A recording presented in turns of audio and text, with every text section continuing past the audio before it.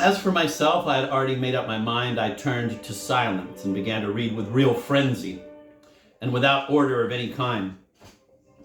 At the end of 2 years, there was not a single book left for me to read in my father's voluminous library. The work which had the greatest effect on me was Voltaire's Philosophical Dictionary. Nietzsche's Thus Spake Zarathustra, on the other hand, gave me at all times the feeling that I could do better in this vein myself. But my favorite reading was Kant. I understood almost nothing of what I read, and this in itself filled me with pride and satisfaction. I adored to lose myself in the labyrinth of reasonings which resounded in the forming crystals of my young intelligence, like authentic celestial music. I felt that a man like Kant, who wrote such important and useless books, must be a real angel. My eagerness to read what I did not understand,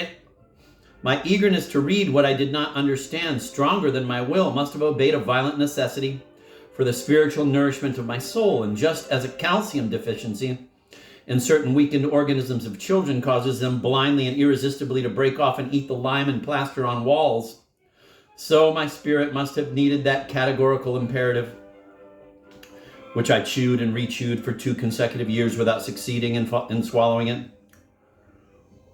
But one day I did swallow it. In a short time, I actually made unbelievable progress in understanding the great philosophical problems. From Kant, I passed on to Spinoza, for whose way of thinking I nourished a real passion at this time. Descartes came considerably later. In him, I used to build the methodical and logical foundations of my own later original researches. I had begun to read the philosophers almost as a joke, and I ended by weeping over them. I, who have never wept over a novel or over a play, no matter how dramatic or heartrending, wept on reading a definition of identity by one of these philosophers, I don't remember which. And even today, when I am interested in philosophy only incidentally, each time I find myself in the presence of an example of man's speculative intelligence, I feel tears irresistibly spring to my eyes. One of the younger professors at the Institute had organized a supplementary course in philosophy, which was completely outside the curriculum and which met in the evening from 7 to 8. I immediately enrolled in this course, which was to be devoted especially to Plato. It was spring, late spring, when these sessions began, and the night air was balmy. We brought our chairs out of doors and sat around a well overgrown with ivy, with a bright moon shining overhead. There were several girls among us who I did not know and whom I found very beautiful. Immediately I chose one of them with a single glance. She had just done the same with me. This was so apparent to both of us that we both stood up almost at the same moment, our attitudes exactly expressing, quote, let's leave, end of quote, and we left. When we got outside the Institute, our emotion was so great that neither one of us could utter a word. So we began to run, holding each other by the hand. The Institute was situated near the outskirts of town, and we had only to climb a few blocks of poor, unlighted streets to be right out in the country. With one mind, we turned our steps toward the most solitary spot, a little road between 2 fields of wheat that already grew very high. It was completely deserted and auspicious at this hour. The girl looked into my eyes.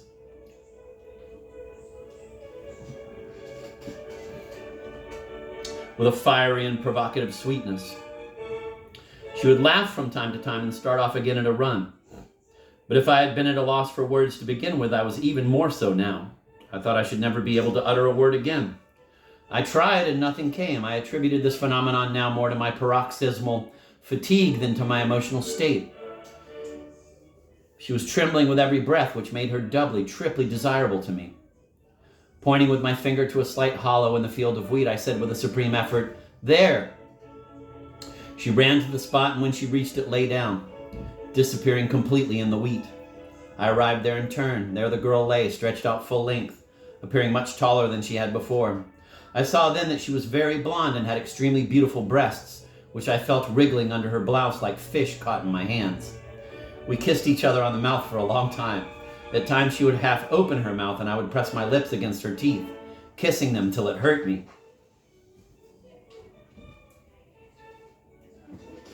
She had a severe cold and she held a little handkerchief in her hand with which she vainly tried to blow her nose, as the handkerchief was already completely soaked. I had no handkerchief of my own to offer her and I did not know what to do. She was constantly sniffing up her mucus, but it was so copious that it would immediately reappear. Finally, she turned her head away in shame and blew her nose with the edge of her skirt. I hastened to kiss her again to prove to her that I was not disgusted by her mucus, which was indeed the case, for it was so fluid, colorless, and runny that it rather resembled tears.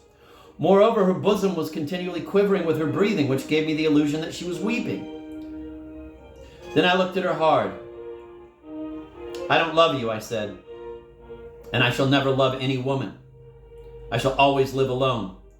And as I spoke, I could feel the skin on my cheek contract with the beautiful girl's drying mucus. A complete calm possessed my mind, and again I was working out my plans in the minutest detail with such calculating coldness that I felt my own soul grow chill. How had I been able in such a short time to become master of myself again? The girl, on the other hand, felt more and more embarrassed. Obviously, her cold had a good deal to do with this. I held her enveloped in my two arms, which had suddenly become sure of their movements, keeping her enfolded in a strictly friendly pose. I suddenly felt the contractions of the dry mucus on my cheek pricking me in an irresistible way. But instead of scratching myself with one of my hands, I lowered my head and pretended to caress my mistress's shoulder with concentrated tenderness, my nose happening to strike just the level of the fold of her armpit. She had perspired profusely during our running about, and I was thus calmly able to breathe in a sublime fragrance compounded of heliotrope and lamb, to which a few burnt coffee beans might have been added. I raised my head. She looked at me, bitterly disenchanted, and with a vexed, contemptuous smile said, "Then you won't want to come back again tomorrow evening?"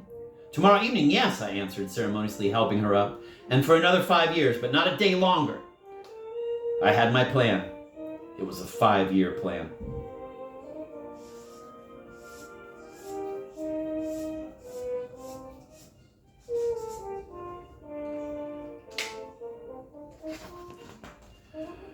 And so she was my mistress for 5 years, not counting the summers which I spent in Caracas.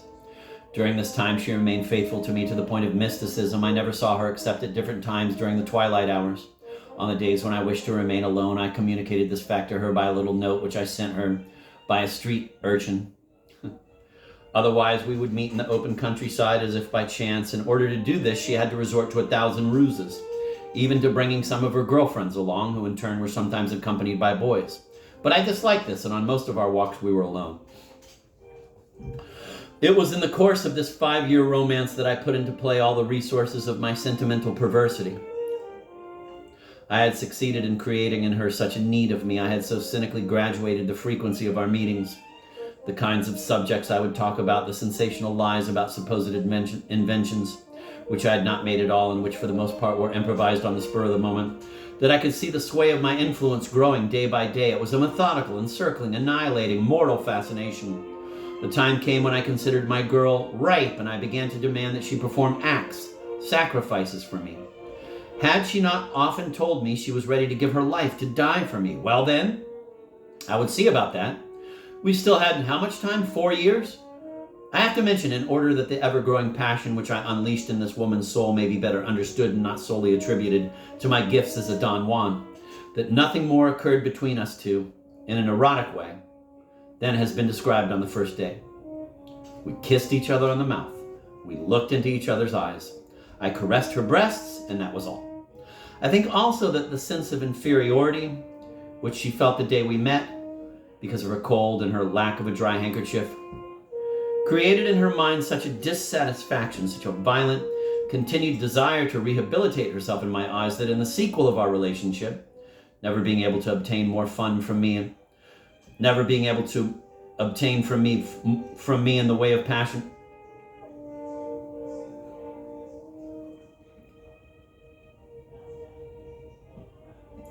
I think of her cold and her lack of a dry handkerchief.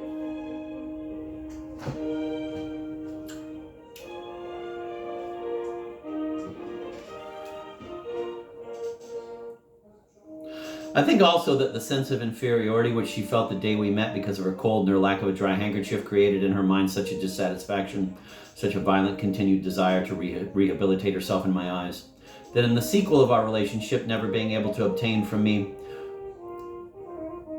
Fuck.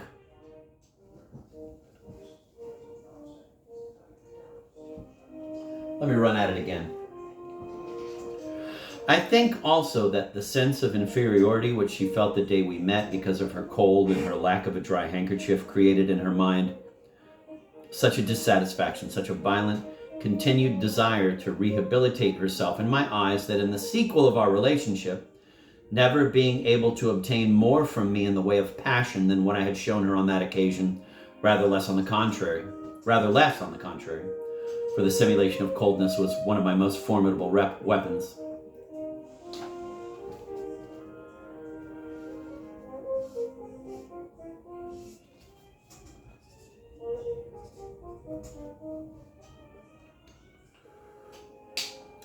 I think also that the sense of inferiority which she felt the day we met because of her cold and her lack of a dry handkerchief created in her mind such a dissatisfaction, such a violent continued desire to rehabilitate herself in my eyes that in the sequel of our relationship, never being able to obtain more from me in the way of passion than what I had shown her on that occasion, rather less on the contrary, for the simulation of coldness was one of my most formidable weapons. Her own constantly prodding love undoubtedly contributed to maintaining that state of growing amorous tension which, far from suffering the decline that goes with satiated sentiments, each day grew with alarming, dangerous, and unhealthy wishes. More and more sublimated, more and more unreal, and at the same time more and more vulnerable to the terribly material crises of crime, suicide, or nervous collapse.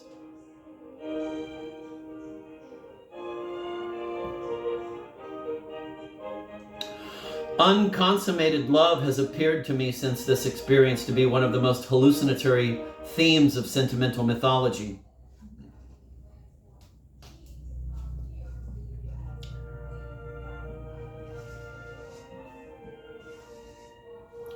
Unconsummated love has appeared to me since this experience to be one of the most hallucinatory themes of sentimental mythology. Tristan and Isolde are the prototypes of one of those tragedies of unconsummated love,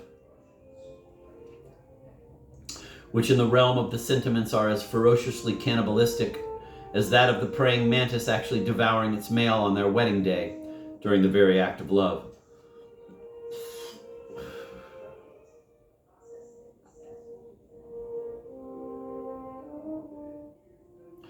But the keystone of this cupola of moral torture which I was building to protect the unconsummated love of my mistress was without doubt the fully shared realization that I did not love her. Indeed, I knew and she knew that I did not love her. I knew that she knew I did not love her. She knew that I knew that she knew that I did not love her. Not loving her, I kept my solitude intact, being free to exercise my, quote, principles of sentimental action, end of quote, on a very beautiful creature, hence on an eminently aesthetic and experimental form.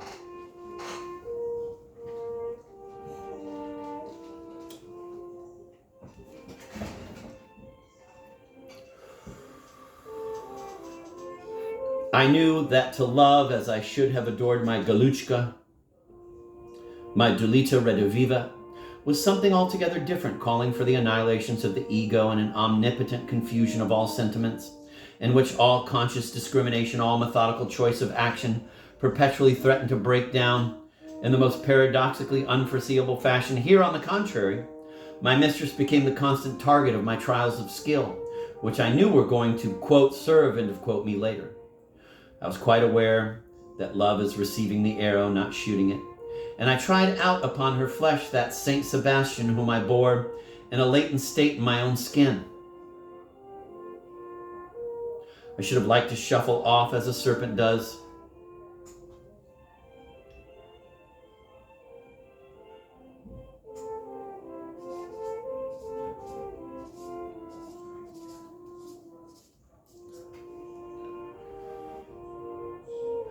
Knowing that I did not love her, I could continue at the same time to adore my Dulitas, my Galuchkas, and my Redivivas with a love more idealized, absolute, and pre-Raphaelitic, since now I had a mistress of flesh and blood with breasts and saliva, whom I cretinized with love for me, whom I pressed violently against my flesh, not loving her. Knowing that I did not love her, I would not have with her either that always unsatisfied yearning to mount to the summit of a tower. She was earthly, real, and the more her thirsty desire devoured her flesh, and the more sickly she looked, the less she appeared to me to be fit to mount my tower. I would have liked her to croak. I would sometimes say to her as we lay somewhere out in the fields, "Make believe you are dead." And she would cross her two hands on her chest and stop breathing. Her two little nostrils became so motionless she would stop breathing so long that sometimes, becoming frantic, I would pat her cheeks, believing her to be really inanimate. She derived an unmistakable pleasure from her growing pallor, which I guided with bridles of delicate anguish, like an exhausted moon-white horse with a disheveled mane. Unbelievable.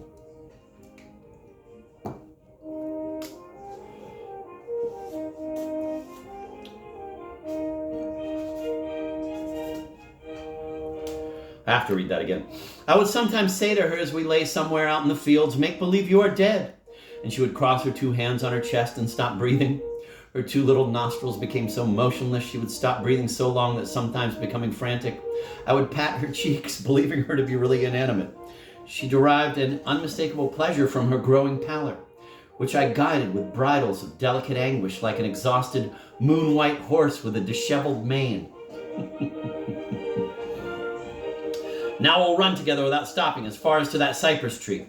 She was afraid of my anger and would obey me, dropping at the foot of the cypress at the end of the race, almost fainting with fatigue. "You want me to die," she would often say, knowing that I liked her to say this and that I would reward her by kissing her on the mouth. Summer came and I left for Caracas. Senor Pichot announced that the cypress planted in the center of the patio had grown another 2 feet. I made a very detailed drawing of this cypress from life. I had observed its seed balls and been struck by their resemblance to skulls, especially because of the jagged sutures between the two parietal bones.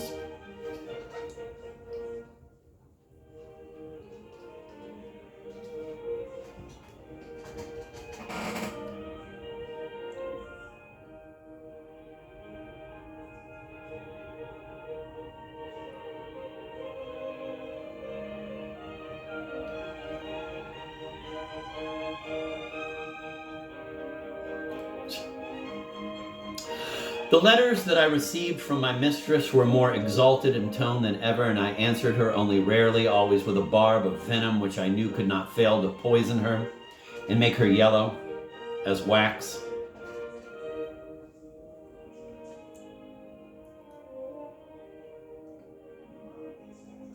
At the end of the summer, it rained for a whole day. We were one of the last families to leave, and on the last day I went for a walk around the property of the Pichots, which was already deserted. I picked up my jacket, which had been left out in the rain and was soaked. Exploring the pockets, I pulled out a sheaf of letters from my mistress, which I used to keep and take with me on my walks. They were all drenched, and the bright blue handwriting on them was almost effaced. I sat down before my cypress, thinking of her.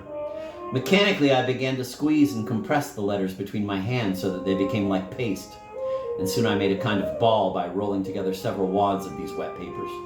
I suddenly realized that in doing so I was involuntarily imitating the cypress balls, for mine was exactly the same size and similarly made up of several sections joined by lines like the sutures between the parietal bones. I went over to the cypress and replaced one of its balls by the white conglomerate ball of my letters. And with the rest of these I made a second ball, which I placed symmetrically in relation to the first, after which I continued on my walk, becoming absorbed in meditation about the most varied subjects.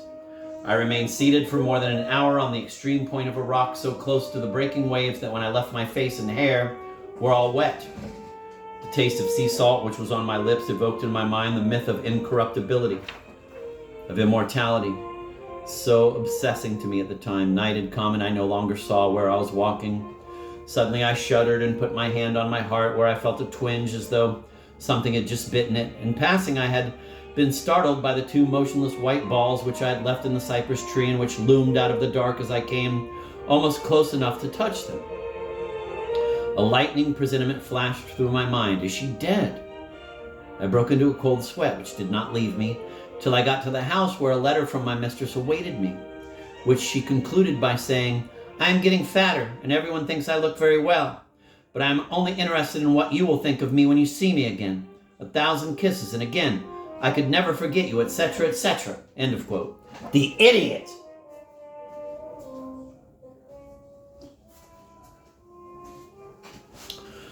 I was preparing myself. My father was beginning to yield, and I knew that after my 6 years of the baccalaureate, I was going to be a painter. This would not be before 3 more years.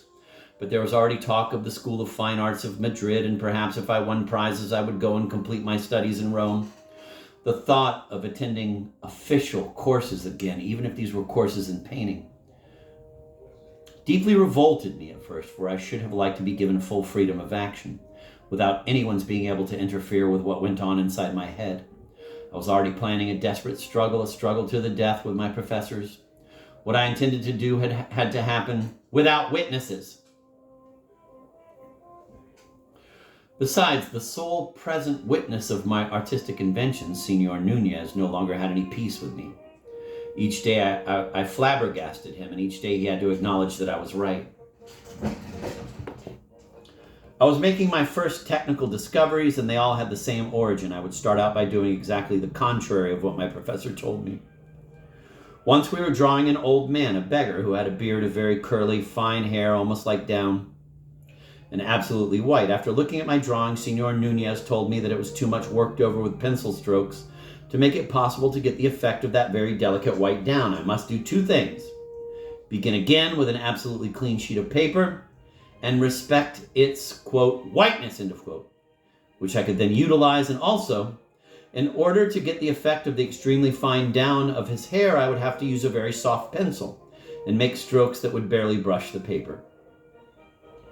When my professor had left, I naturally began to do the opposite of what he had just advised, and continued to work away with my pencil with extreme violence, using the blackest and heaviest pencils. I put such passion into my work that all the pupils gathered around to watch me work. I was eventually able, by the cleverness of my contrast, to create an illusion suggestive of the model. But still dissatisfied, I continued to blacken my drawing still more, and soon it was but an incoherent mass of blackish smudges, which became more and more homogeneous and finally covered the whole paper with a uniform dark tone.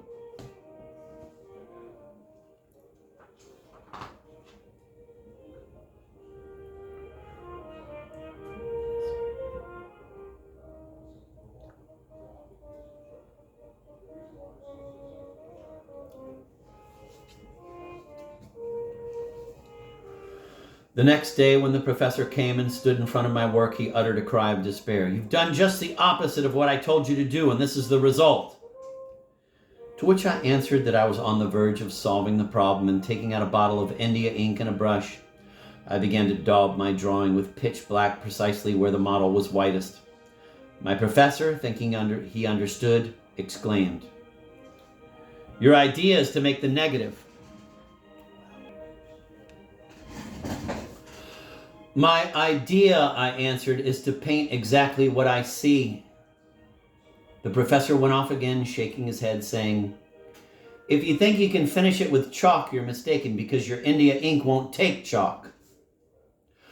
Left to myself, I took out a little penknife and began to scratch my paper with a special stroke, and immediately I saw appear the most dazzling whites that one can obtain in a drawing, and other parts of the drawing where I wanted my whites to emerge more subdued.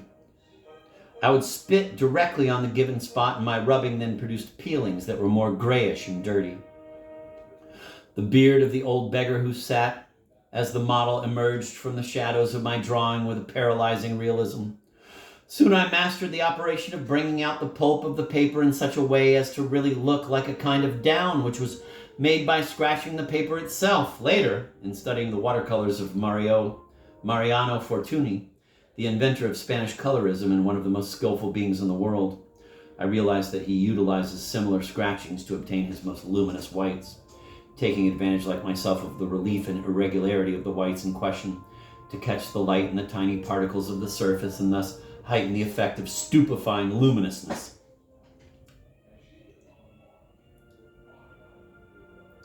And I almost went to the length of pulling out the fibers of the paper with my fingernails and curling them to my boot. It was, so to speak, the direct imitation of the old man's beard. My work completed, I lighted my drawing with a slanting light placed close to the edge of the paper. When Senor Nunez came to see it, he could say nothing, so greatly did his perplexity overflow the habitual frame of his imagination. He came over to me, pressed me hard against his chest with his two robust arms in an embrace which I thought would choke me, and repeated approximately what Martin Villanova had said. on the occasion of my invention of the counter-submarine. "Look at our Dali, isn't he great?" Deeply moved, he patted me on the shoulder. This experiment of scratching the paper with my penknife made me ponder a great deal upon the peculiarities of light and its possibilities of imitation. My researches in this field lasted a whole year, and I came to the conclusion that only the relief of the color itself, deliberately piled on the canvas, could produce luminous effects satisfying to the eye. This was the period which my parents and myself baptized the stone period. I used stones, in fact, to paint with. When I wanted to obtain a very luminous cloud or an intense brilliance, I would put a small stone on the canvas, which I would thereupon cover with paint. One of the most successful paintings of this kind was a large sunset with scarlet clouds. The sky was filled with stones of every dimension, some of them as large as an apple. This painting was hung for a time in my parents' dining room, and I remember that during the peaceful family gatherings after the evening meal, we would sometimes be startled by the sound of something dropping on the mosaic. My mother would stop sewing for a moment and listen, but my father would always reassure her with the words, "It's nothing, it's just another stone that's..." "It's nothing, it's just another stone that's dropped from our child's sky." Being too heavy and the coat of paint too thin to keep them attached to the canvas, which eventually would crack, these stones, which served as kernels to large pieces of clouds illuminated by the setting sun, would come tumbling down on the tiled floor with a loud noise.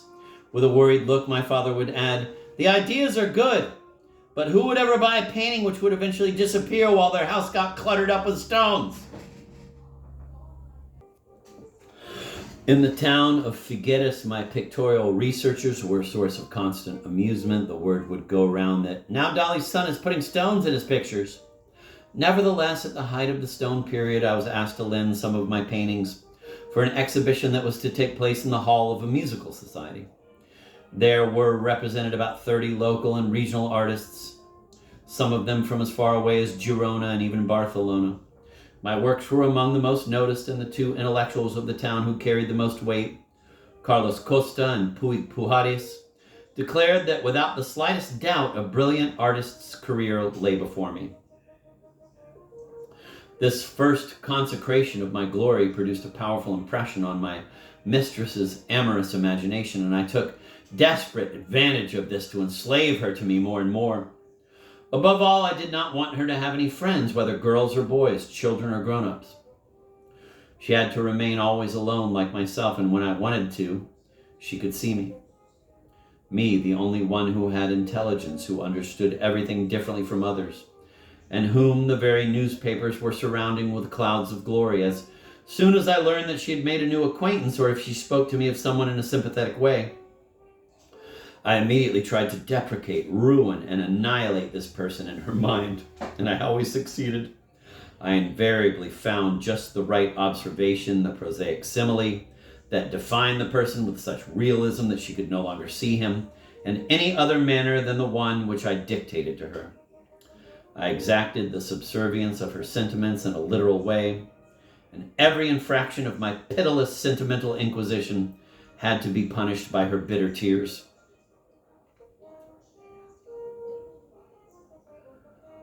A contemptuous tone directed at her slipped as if unintentionally into a casual conversation was enough to make her feel as though she were dying. She no longer expected me to be able to love her, but she clutched at my esteem like a drowning woman. Her whole life was concentrated into the half hour of our walk, which I granted her more and more rarely, for this was all going to end. The temple of the Academy of Fine Arts of Madrid already loomed before me with all its stairways, all its columns, and all its pediments of glory. I would say to my mistress, "Profit while you may, you still have another year." She spent her life making herself beautiful for our half hour. She had overcome her sickliness, and she now possessed a violent health, which only her tears could make acceptable to me.